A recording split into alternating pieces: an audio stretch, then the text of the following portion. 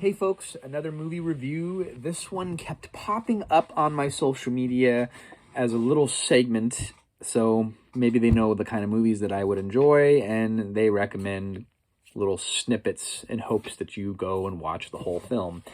This particular film is free to stream on Amazon Prime.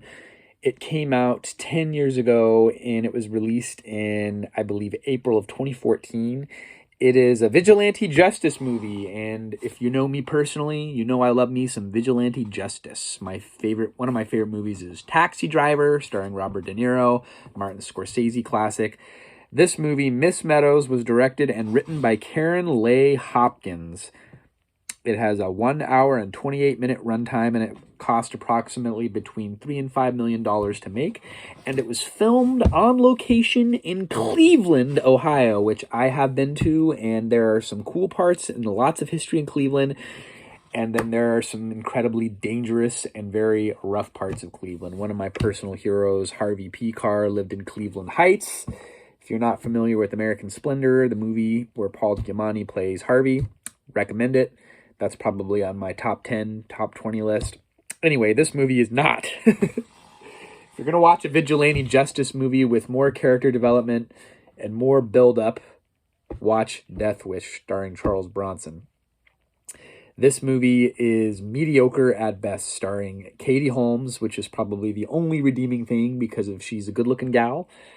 Tried to get into Dawson's Creek with my wife. Not for me. Katie Holmes, I think, is a great actress and has great talent, and I feel like this movie could have been a much better movie. So the premise is she's this unattached Miss Holmes who is an elementary substitute teacher in a Cleveland suburb, and she's also a vigilante. She carries a .25 caliber nickel-plated handgun with mother-of-pearl grips, and I watched a bunch of YouTube videos about the .25 caliber round, and I have a .22, so it's a smaller round. Is it a good home and self-defense weapon? It is a pocket pistol. It is a woman's pistol, much kind of like the S&W Lemon Squeezer, which I believe is a .32. This is a very small round, but it can have a good velocity of up to 700 feet, and I watched people take down targets at 25 yards and shoot through denim and cotton into a big block of silicone, and it went in, but it did not exit. So, and in the comment section, .25 caliber, once upon a time, that was a gang member's gun of choice because if you could get a .25 caliber handgun for $150, use it for your crime and dispose of it, and the round will penetrate and it'll stay inside of you, and it leads to a lot of fatal deaths. I believe the .22 caliber is one of the smallest rounds that leads to the most fatalities. So too is this. It's a women's pistol. It's a small gun for a small woman's hand. Is it unrealistic that this woman, Katie Holmes' character, Miss Meadows, is going around killing bad guys with a .25 caliber? Not from the videos that I watched. I just feel like this movie was incredibly cheesy, and they could have built a lot more authenticity into the film.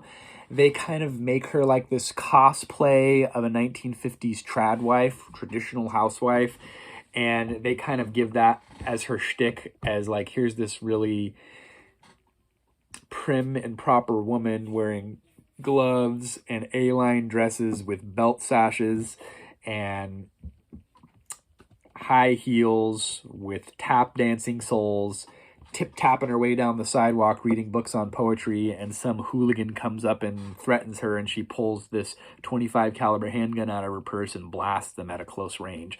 And I will say that kind of added to the authenticity because of these little .25s are more effective at a close range. But she's just an expert marksman from 10 yards, taking out bad guys from left to right. This movie also has a love story element where she meets a local sheriff for the county and they fall in love, and she is always kind of moved around, it seems, because she has been carrying the burden of her mom who died in a drive-by shooting since she was a little child, and she kind of goes around like a Black Widow from place to place taking out bad guys. That's the movie. There isn't really much else written about this film.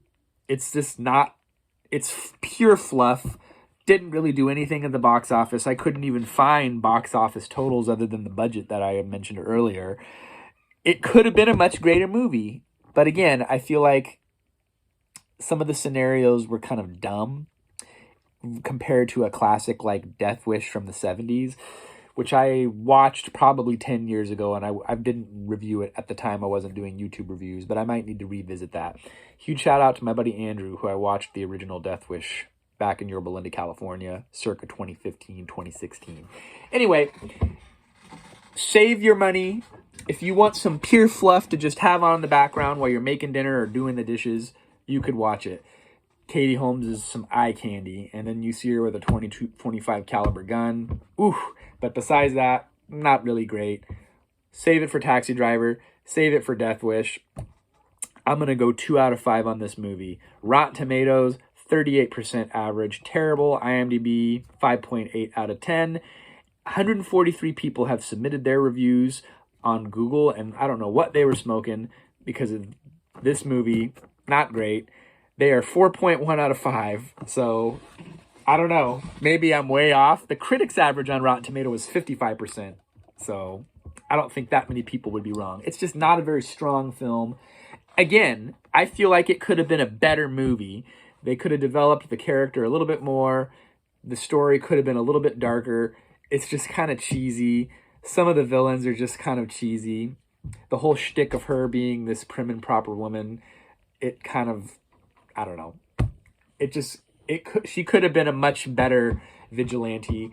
I need to revisit the Jodie Foster film, The Brave One. I remember seeing that movie in theaters, and she kind of goes on a similar path. I'll have to pick up a copy of that today, and we'll do back-to-back vigilante justice reviews. Until next time, folks, we'll see you then. Thanks for watching.